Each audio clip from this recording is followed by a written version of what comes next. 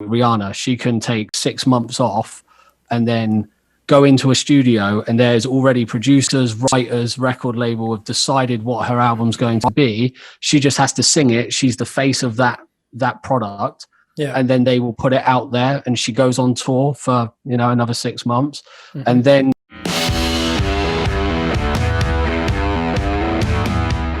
What is going on, guys? Welcome to Bearded Discussion Podcast, the show that talks about what it means to be a man in the 21st century. I'm your host, Simon Binkowski, a self-proclaimed fitness fanatic, and I'm on a journey to challenge stereotypes about men.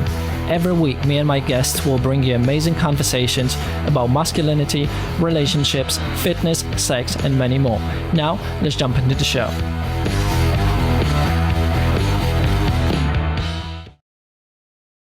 What is going on, everybody? Welcome to another episode of Bearded Discussion Podcast.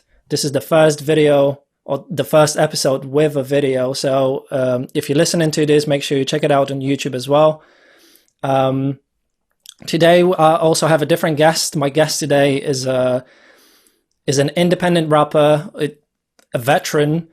He's been on the rap scene for about 15 years now.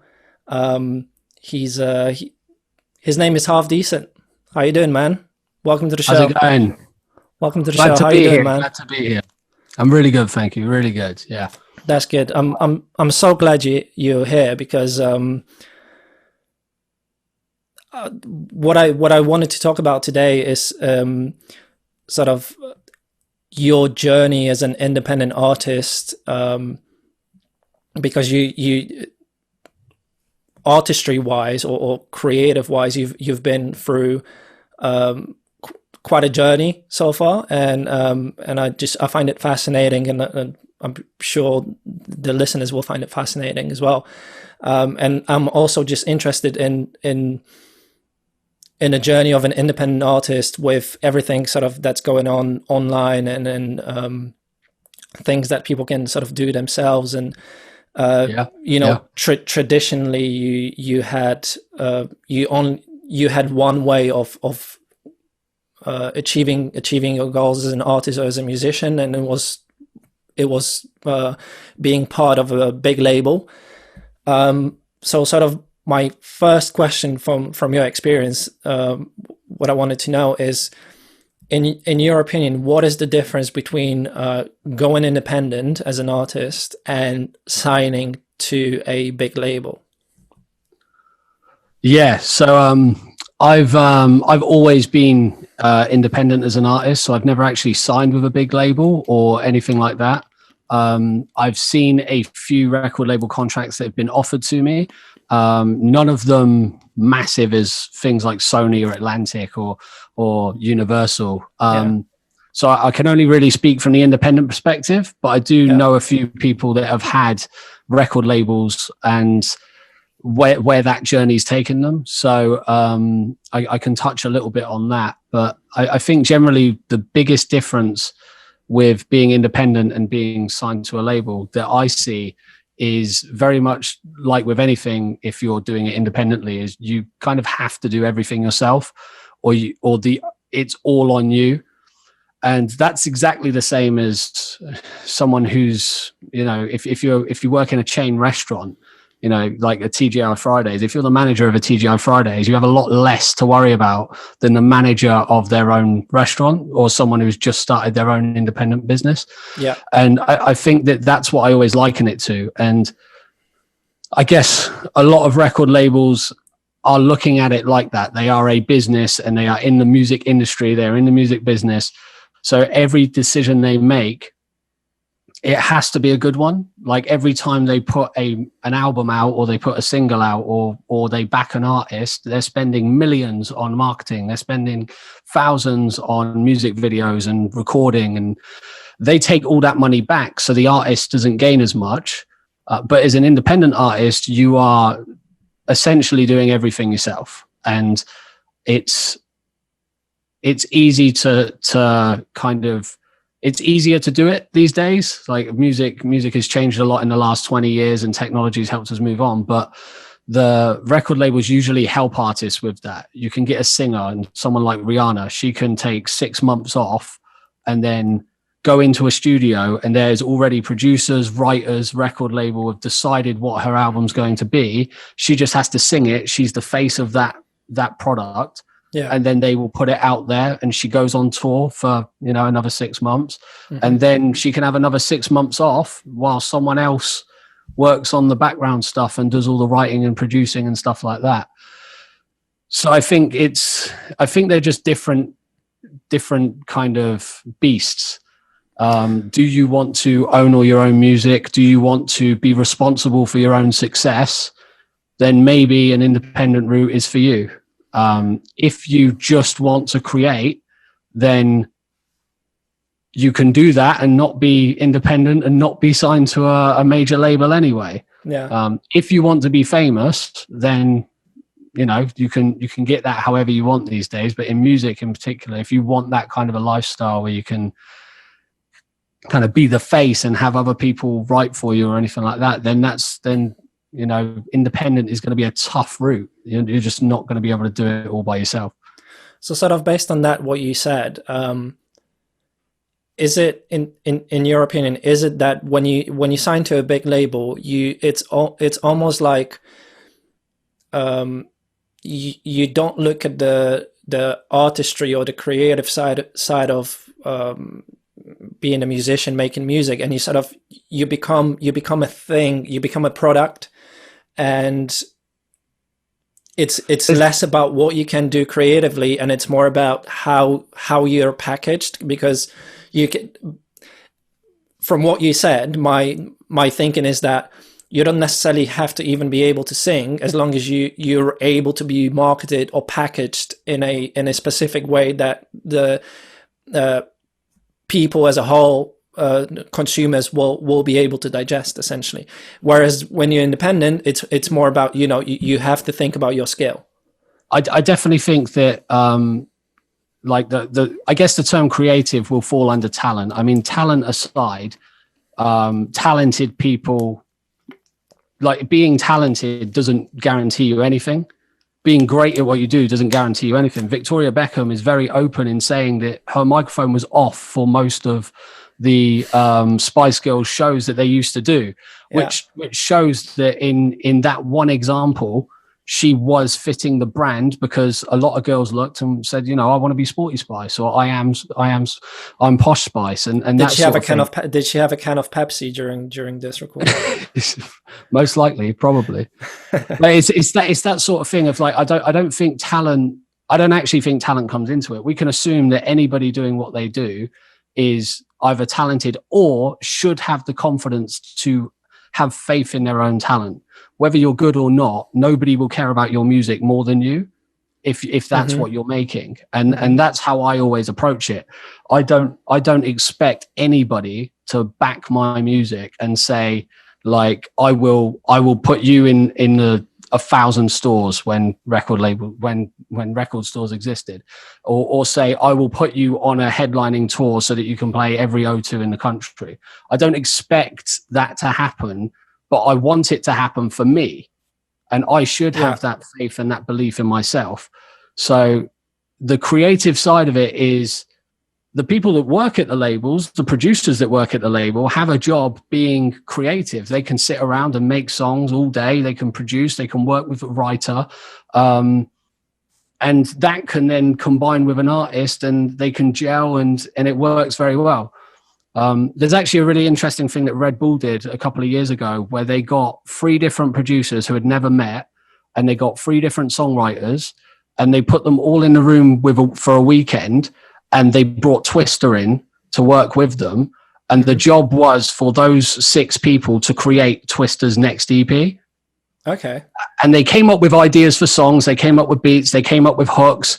They gave it all to Twista, and Twista was like, right, me as an artist, this is what I'm going to do with this. And he used some of their hooks. He used all of their beats. He worked with them, and he was able to express himself and be him, but they were in a room creating for Twista. But that doesn't mean that if you're assigned to a label, you don't get a chance to create, or you don't get a chance to be talented. It just means that you're part of that machine, and there's a little bit more of a chance to feed off of it. Yeah. And I think independent artists can do the exact same thing, but we have to understand that that's what we're doing together. And there is a lot of support in the scene when you start working with other people and you start collaborating with people. But I also feel like it's very easy for people to be bitter and say, well, no, this is my vision. This is my, like, because everything is assigned to it. When Half Decent does a remix for somebody, if I don't like it, then I need to really step back and question why I'm doing it. The same thing as if I work with someone. If they don't like what I bring to the table, then are we working together well? Yeah. I think it's the same thing kind of exists, just on different scales. And I think when you're independent, holding the rights to owning your own material is a lot more important, because that's where, if a song gets put into a movie or if a song blows up, you get a lot more return. Yeah. Whereas with a record label, you don't really have that benefit. You don't have the benefit of knowing that if you're signed to Universal, they might put it in the next movie The Rock is in, and then it becomes a massive song. You know, you don't, you know, so it's, it depends how you look at it. That's sort of with everything, right? As you know, if you create something and you own the rights to it, you're the ultimate boss of it, and you know, you're the ultimate reason, sort of, where it goes and how big it gets and everything. Although it's harder, obviously, as with everything, it's nice to have that money machine behind you, and I'm sure it's easier to some extent. But then, you know, you might have to end up doing something that you don't necessarily want to do, or ever wanted to do, or ever thought about doing. I think it's an interesting point that you mentioned that, because as for any independent musicians like watching this, like I can imagine that some of them will say, well, all I want to do is create, or all I want to do is this, but there's no money in the actual creation, or there's no money in the releasing of music anymore. But the other side of it is, I don't really think there's as much money in the record labels as there's just more spotlight if you are big, and if that happens. But more artists are signed to a record label, produce an entire album with that record label, and it never gets released because it isn't what fits what the record label are trying to do. And then they end up getting dropped from the record label, probably alienating the fans that they have, because it's taken them 2-3 years to create an album that they then can't release. And it makes a lot of artists, like rightfully so, quite bitter to the kind of way that producing an album works with a record label. And you have many examples like that. Like, I don't know, if you look at rap, you have someone like Designer, who released a song called Panda years ago, and it's been a massive hit. Everyone was singing it, but then all of a sudden everything sort of died down, and now he's nowhere to be found. Yeah, and Snowda Products, another one. She's been signed to 2 different record labels. Two record labels shelved the album. Recognizes one as well. He was signed to Rockefeller, created an album.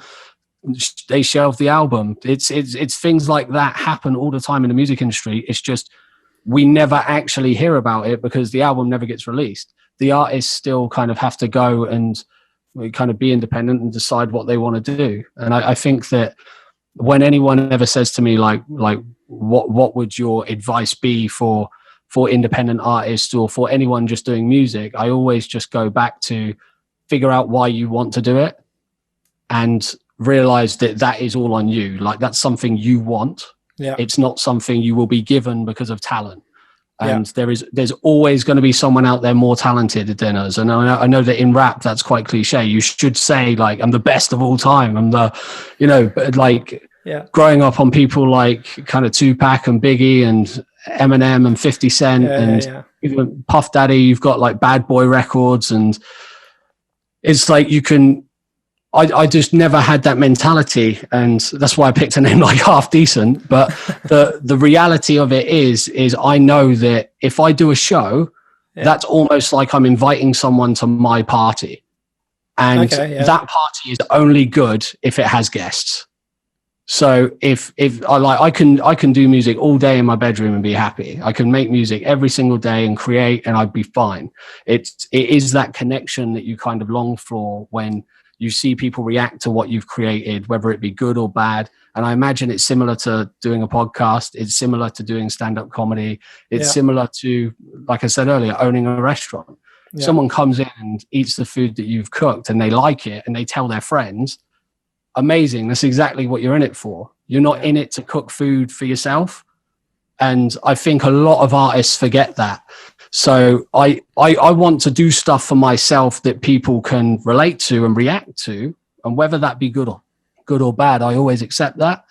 But I always just take that thing of like, I know why I'm making music. I know why I'm doing it. I know what to expect of it from myself. Anything else is a bonus. And everybody who listens to my music is someone who I need to just treat as a friend, really. Someone who's taken their time out to listen to my stuff because they're letting me into their world and they're coming into my world.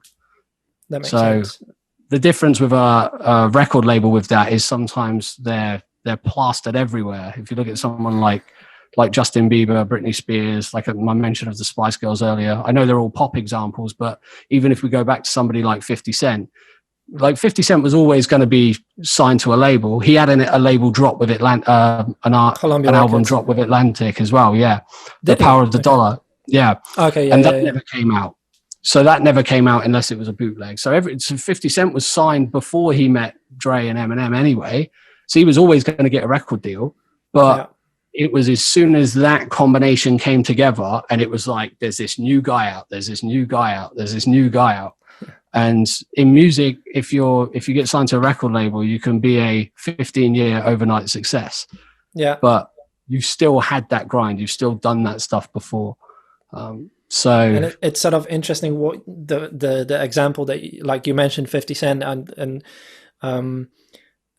you know, I've heard a lot of his interviews and seen a lot of documentary movies about him and he always talks about you know, creating that momentum and then sort of running on it. And then that relates to something that I wanted to ask, because you previously mentioned it. Nowadays you know, there's so much more that you can do to you know, get your stuff out and create stuff in general. So I wanted to ask, what is the importance of using online tools for your creativity? And from your experience, what tools are the best, or what tools are the most helpful? I definitely think for music, it's even not just online tools, but everything we do is like, I don't know how to play an instrument, but I produce all of my own music. I know my way around Logic. I know my way around like most kind of music DAWs, and I can make a song from scratch with that and my voice. So that's something that is massively improved. That I think creative, like being creative with music is so much easier. When I first started out, I was 6 years old and I had a guitar that I didn't know how to play, and I was trying to record on tape recorders and combining them together. And there was it took me years before I even got a computer. And I started with a computer and a keyboard eventually, and things started sounding better. They started sounding clearer.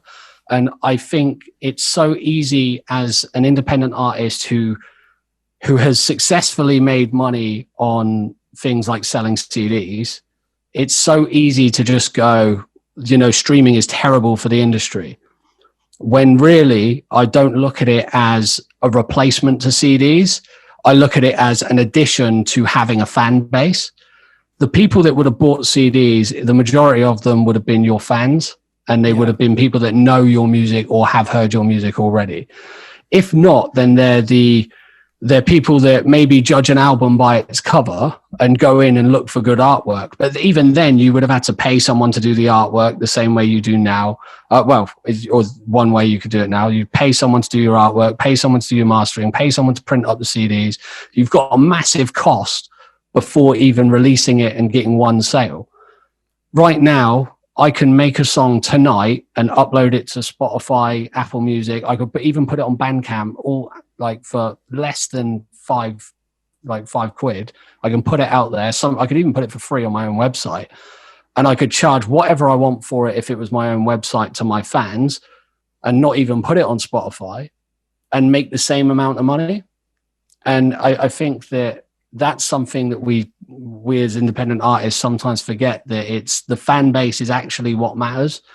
So using online tools to engage with your fan base, I'd say, is the main thing. Yeah.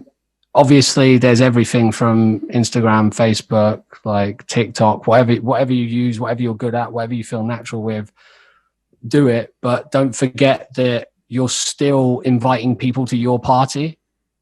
Like, you're still asking people for your time. Yeah. Like you're for their time to look at your stuff.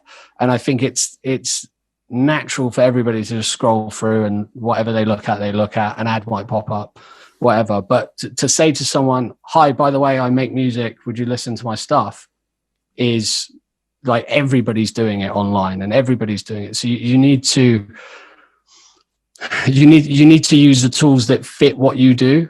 And I think that for myself, I always try and like design work has always been a struggle, like finding a designer to do something, finding a designer to create a CD cover. A tool that I love to bits is called Canva. Yeah, great tool. It's an app that you can download on your phone, and they have templates of various different things, and you can throw in your own photos, you can throw in your own stuff. You can kind of make social media posts any second, almost instantly, and they look professional. And I still feel that I'm creating something that represents my music that I want to show to my fans. Yeah. So that's the first thing. And I think that that's not even something for musicians. That's something for anybody who feels like they have something they want to put out there. Whether you're an independent business, you're a podcast, whatever, I'd say Canva's definitely a good online tool to use. But I think we all just need to like kind of embrace the internet and be positive about it. There's so much negativity on the internet that it's easy to just go, oh, I don't like that. Now I'm upset. Or now I feel like I've done something that I didn't want to. It's very easy to be triggered by anything. Yeah. And I think that that's something that, you know, we all should just kind of, you know, just be positive at, like, kill it with kindness. And like, if you see something you don't like, either ignore it and don't play the game, or actually be positive about it. Yeah, exactly. And it's sort of what you when you were comparing buying CDs as to like streams, and I'm guessing even though streams, all of it is online, you know, you're still trying to create almost like a home, so people like some sort of camaraderie or a home for whoever your listeners are, so they feel like they are part of the brand that you present and the things that you create. Rather than the most successful people, regardless of if they're in a record label or not, they built a community around them, and that community is what feeds the need for the record label to go, yes, we need another Rihanna album because Umbrella was a hit. Like, you know, it's like if the fans weren't there, regardless of if you're independent or not, it you know, you'd question whether you're doing it. And I think it's so much easier to question why you're doing it as an independent artist, because it's such a slow burn. You know, you can make a song and release it. You know, Spotify has something like 200 million users. And you can upload the song to that, but 200 million people aren't going to search Half Decent and look for that song. Even me uploading it, like, it might end up on a playlist that then gets a bunch of views or a bunch of listens, and that's great. But I don't know who those people are. I didn't promote to them. And without Spotify, how would I have reached people in Germany? How would I have reached people in Canada or the USA? If I was just sat here and I printed up my own CDs and I was like, right, job done. I've got 10,000 CDs laying around my house. Yeah. Now what? So it's just, you'd just be stuck there with 10,000 CDs. Yeah, that's true. So that was sort of my next question. Like, it's nowadays it's not really as hard as it was in the past to get stuff out there, and and get it sort of listened to. It's now It's keeping people interested, I'd say. And that's the hard part. And being able to create some sort of like aura around you where people will gravitate towards. And yeah, I know that it sounds like what we were talking in the beginning, like having that big label behind you. But the thing with like a big label is more very often, I assume, very often it's like you might have to end up doing something that you don't necessarily ever wanted to do. Like I know, for example, Ellie Goulding, I think is a good example, because as far as I remember, when she sort of started out, what she wanted to do was like folk music, but then as soon as she got that help from a big label and everything, no, we're going to turn you into a pop star, something that she never thought about doing. So yeah, it's sort of that thing. Yeah, it's a slow burn when you're an independent artist, whether it's music, whether it's stand-up comedy, whether it's anything creative. But then, you know, it's all up to you when it comes to creating that momentum behind you, momentum behind whatever you put out there, and that's also the fun part of it, the journey itself. It takes a hell of a long time, but you know. It's like I said, nobody's going to care about it more than you. Like any song I make now, if somebody truly cares about it and listens to it, like I'm so thankful.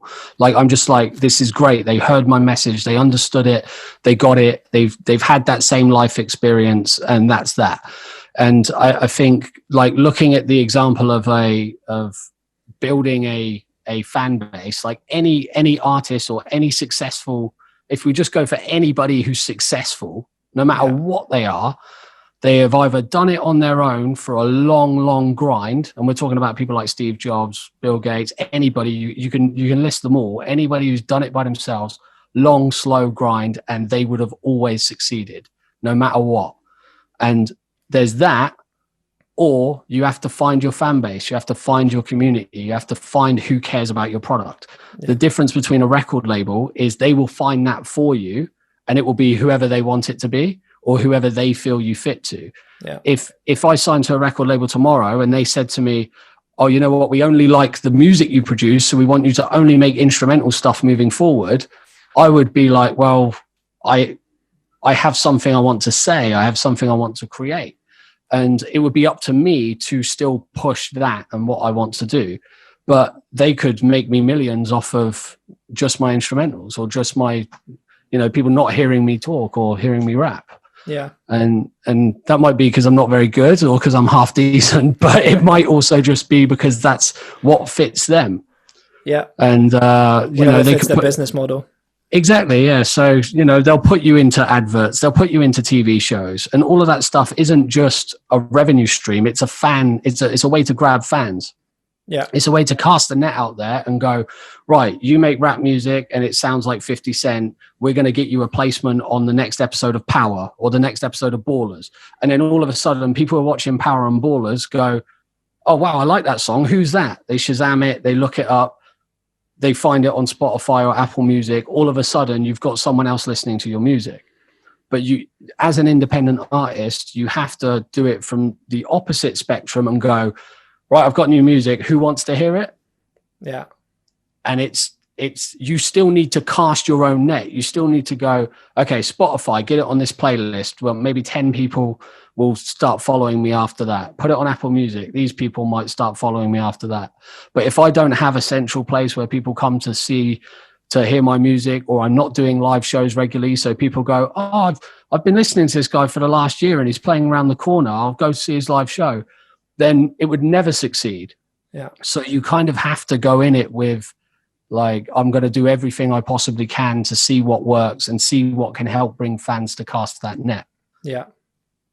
So speaking of new things, I understand that you just released a new single for your upcoming album. The single is called Bill Murray. Cheap plug. Yeah, nice. Great single, great song. If you guys want to check it out, make sure you check it out on the Half Decent YouTube channel and stream it on Spotify and everywhere. But tell me what was your what's the thinking behind the album, and what was the reason for this most recent single? So I'll start with the single because that's what's out now, and then I'll give you a little bit of an exclusive for the album because I haven't told many people about it. So everyone knows I'm making an album. Bearded discussion, ladies and gentlemen. Yeah, you get all the exclusives in the world of Half Decent. For a long time, I always just wanted to make a track called Bill Murray. So I always had that title. And I always had that title in a notebook, and I was deciding like, how would that sound and what would it kind of be like?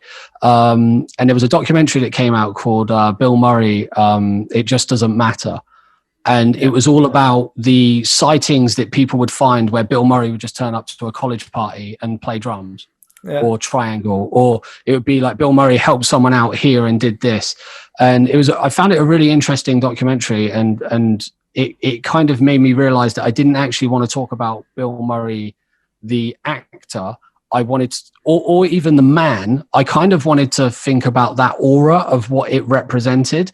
Mm-hmm. And I started kind of playing about with the It Just Doesn't Matter attitude, because that fits a lot of what's on my album in terms of like, it doesn't, like what we do actually really doesn't matter unless we're actually happy with it and we're okay with it. And then Groundhog Day was a movie that I've loved and watched a million times. And I came up with just the lyric of it's February 2nd and I'm Bill Murray, and realized that I was trying to tie my album together and go like, what would be a title track for my album? And there's a lot of movie references in the album, and the album fits a lot around what Groundhog Day as a movie represents. So when I thought of that lyric, I didn't even have a beat, and I was just like, oh, that's the Bill Murray song. Like that's what Bill Murray is. So yeah, I then recreated Groundhog Day in a rap song, and in the music video as well. And the whole meaning of it is very much just kind of as silly as it sounds. It's like, you know, your environment, for most part, I know that some people are in a tough environment, but for the most part, your environment isn't what defines you, and your environment isn't what makes you who you are. And it's all about your attitude. And if you can make the most of your environment and make the most of everything you have capable with you, then you can change your outlook. And that's kind of what the song was about. That's a strong message, and definitely something that is needed in these tough times, and a universal message as well. Because it's, you know, not, I know that everyone's circumstances are different, but for the most part, yes, whatever environment you happen to be in, it doesn't define you. You're always able to make something better of it, of yourself. Yeah. And I think it's as hokey as it always sounds. It's like that whole, like, see the change in yourself before you expect to see it anywhere else, or, you know, be the change you want, or make the change you want. Like it is actually all up to us. And I know that there are obviously, there's horrible circumstances that people are in where that isn't the case, but generally, you know, if we said it earlier, if you're looking through Facebook all day and you just get negative, like that's your fault. You know, you're being marketed to by a machine. So you're doing something to get negative news constantly. Yeah. So just look at yourself and go, well, do I need to go on Facebook today? Maybe not if it doesn't make me happy. Do I need to, and that could be a completely other side of it. You know, like you could go to the gym every day and one day go, it doesn't make me happy. And then don't do it anymore. But if it makes you happy, then keep doing it. And that's the only way you can see that change. And you don't see it overnight. You don't see it the next day. I know you go to the gym all the time and you worked out the best part of the last however many years now. And you've like that kind of a life is like, you know, the first day you go to the gym and you work out and you leave and nothing's changed. It's easy to go, you know what, I'm not going to do that again. But of course. You're going to have that approach every single day of your life. You're just never going to do anything. You're always going to do everything once. I was just going to say, if you have that approach in anything you do, yeah, you'll never get anywhere, because if you expect quick results, then it's not going to happen. As much everyone's looking for quick results, but there's no such thing. Nothing worth having is going to be easy to get. Yeah, exactly.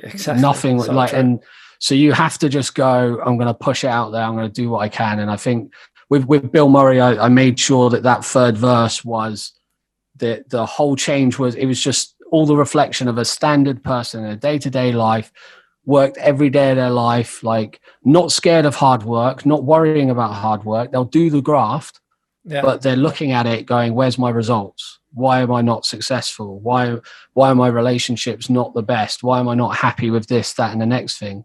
And then as soon as you switch and just go, all right, you know what? I'm going to wake up and actually smile today. It's like you can all of a sudden go, I'm going to give this my all and be happy with what I have. I'm going to be happy that I have a job because a lot of people don't have them. I'm going to be happy that I've got a girlfriend because a lot of people don't have them. I'm going to do what I can to make myself better for the people in my life so that they look at me and don't go, you know what, Half Decent's miserable all the time, isn't he? Yeah. And that was what I tried to fit into a song. Okay. And the exclusive you get is the album is called Groundhog Day. So, sweet. It will be out in probably first week of August. Great. There'll be more videos and more singles.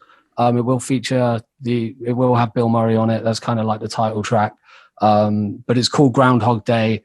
And I think the track Bill Murray fits in there nicely to kind of say what the album is about.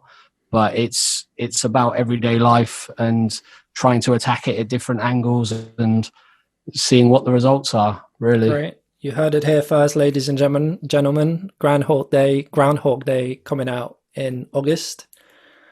But tell me, if I'm doing my job correctly, everybody who's heard it from here should now find out about it from me. If I actually, if I'm widely promoting this properly. If I'm not, then maybe being an independent artist isn't for me. But tell me quickly what is the theme or your thinking behind the album itself? It is as quickly as possible. It's kind of like my 15 years experience in music and that time of creating music, of almost everything that's gone on in my life or the people's lives around me. And I never talk about anything I either haven't seen or haven't been a part of, unless it's a story that I've created myself based off of life experiences. Yeah. So there's good, bad, ugly, horrible. There's hope, there's success, there's failure. I'm very personal on this album.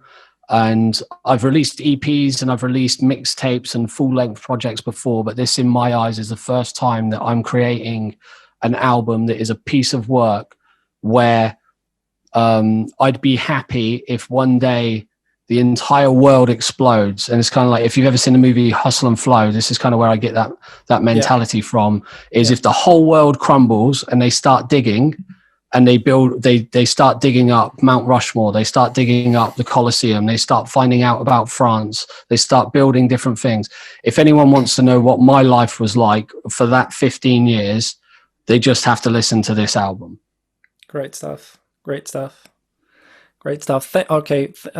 wrap this up. Thank you very much for coming on this show and giving us the exclusive and no, thank you. And talking to us about your journey as an independent artist. Can you please tell quickly listeners how they can find you and your music? Yeah, of course. Go on halfdecentmusic.com. If you want to follow me on any socials, it's Half Decent Music, and just go on Spotify, type in Half Decent. You'll find me. Apple Music, wherever you are, whatever you do, yeah, you'll find me. Cool. Great. Thank you very much. Thank you guys for listening. Thank you for tuning into the show. Thank you, Half Decent, again. See you guys next week. See ya. Bye. Bye.